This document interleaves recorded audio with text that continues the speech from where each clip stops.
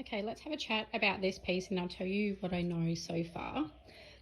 First of all, I'm going to say I believe that this is an early 1800s chest of drawers, and I'll give you the reasons why to that is soon. But first of all, I want to talk about the style. So back then in that time it was Georgian style, and we can see that by the reeded columns on the side, as well as the oval fascias on the top. More specifically, I'm referring to it as 18th century country. And the reason for that is it's not as refined as a Georgian piece. There isn't inlays and we don't have the rounded feet, and usually Georgian style would have the curved front.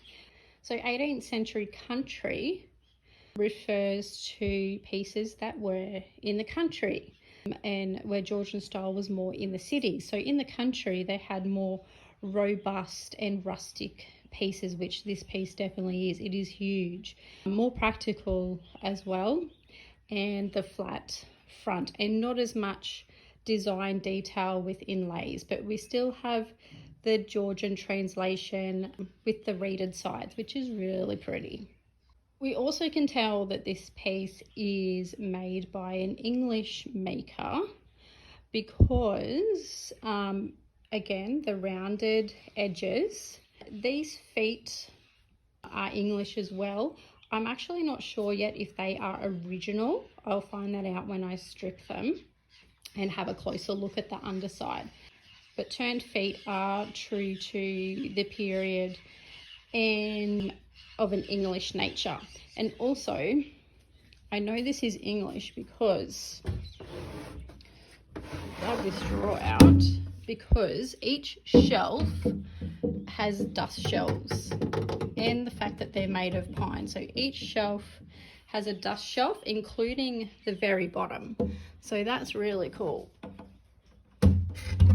Now back to why I think this piece is early 1800s. Apart from the style, which I just spoke about, and the origins with the dust shelves, also we look at the construction. So first of all, have a look at, oh, that drawer is so stiff at the moment. These dovetails being really skinny, and they're clearly hand cut.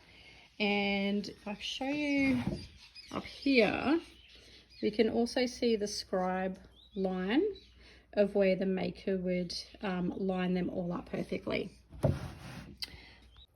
Now also around the back, this piece was also put together with dovetails, joining the back to the side. I know that's a bit hard to see with the chalk paint, but also I wanted to show you, this is more important, this style of nail.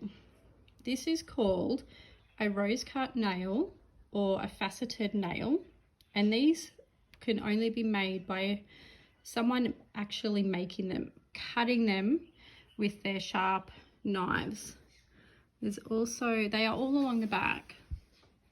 Here's another one here, clearly old and rustic. Now these nails were made between 1780 and 1835, right?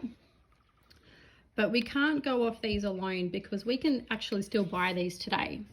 So after 1835, they made a different kind of nail with a machine, but I actually think that there definitely still would have been people making these, because as even in modern times, we still make stuff ourselves because we can, and it's cheaper. So I definitely think people were still making these, but we have a general guide, 1780 to 1835. So at the moment we have the nails, we have how the piece was put together, the construction, we have the dust shelves and the style of the piece, and we also have veneer. So this is thin veneer, so it's not hand cut. Veneer was made, or when they made the machines to thinly slice the wood, around, there's conflicting advice on dates, but around 1840-ish, give or take a few years. Now I also have one lock with not dates on it, but it has branding on it. So this one, I know it's really hard to see, but this actually has a crown there. It has VR and then the word patent. So VR stands for Victoria Regina, Queen Victoria. So she was in power between 1819 and then up to 1901, I think. But definitely 1819 she started her reign as queen. Now the R stands for Regina. Regina is a Latin word for queen. If it was a king, it would be Rex. So that's what that means, Victoria Regina. And so sometime we can assume that these locks were made while she was in power. So that's another little piece to the puzzle. Now also back to the nails being handmade, we also have these very tiny nails. These are called L-shaped nails. See if I can get it to, see it has the rectangle there.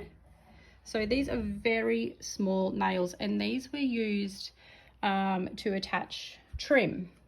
And also while we're looking at the bottom of this drawer, we can note that this wasn't cut by hand. So hand cut timber predates 1800. So we know that this was cut after that as well.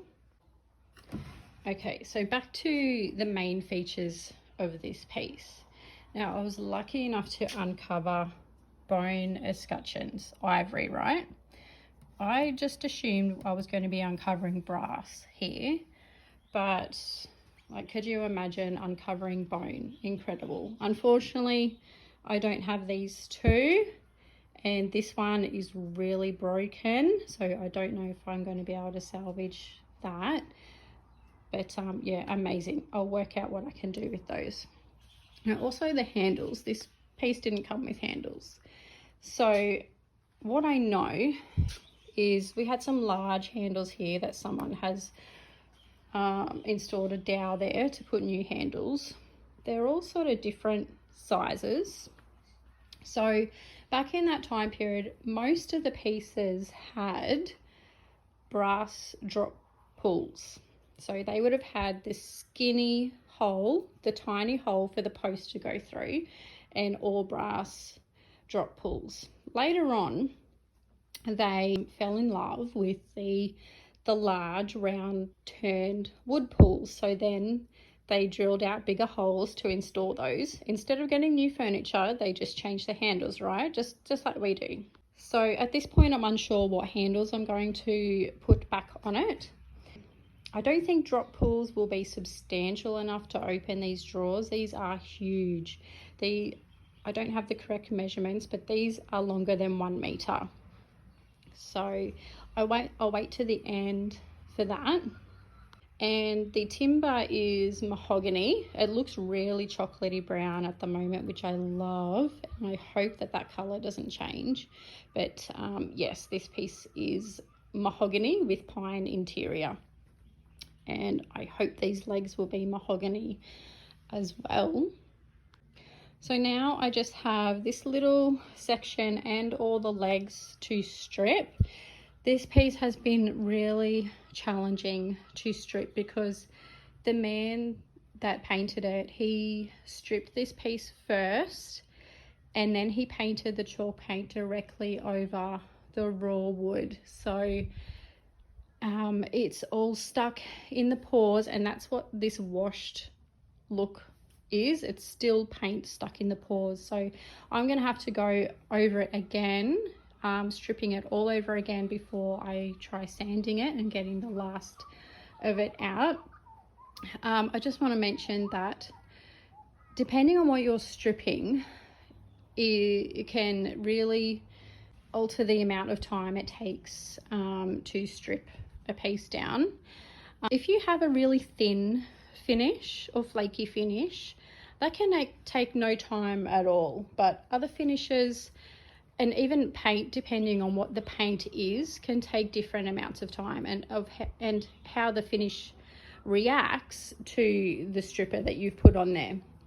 So some finishes will just melt off, and other finishes might come off really flaky and hard. And this particular one is proving really, really difficult, the chalk paint. It's not coming off, like for instance, if this was a latex paint, it would come off in like all one piece in like a ribbon, and you would see it bubbling on the surface and it would just lift away so easy. But this chalk paint is coming off in layers. I mean, I have stripped that once, just once. So to get to this, I did it twice. And to get to this, I did it 3 times. So it's not always easy and only a few hours. This is yesterday was day 3 for me. So I just wanted to mention that, just so you don't feel like it's taking you too long. It really depends on what you're stripping, the stripper you're using, and how that finish is reacting to the stripper that you've used. So that's why this piece in particular is taking me so long, because it is one of the most difficult finishes to strip, and probably the fact that it is white as well. If it was black, say, if it was a black chalk paint, it would probably be all camouflage in the grain of the wood. So the fact that it's white is really not helping me. But I will get there. I am determined to get this piece back to looking as original as possible, because it's absolutely gorgeous. It is huge, massive. Like, I will put up measurements of it, because I'm sure it looks smaller on camera, but it is absolutely massive. The fact that I have a 200-year-old piece sitting in my garage in this condition is astonishing, and it really would require a big traditional beautiful home to store this piece in. It would just look absolutely incredible.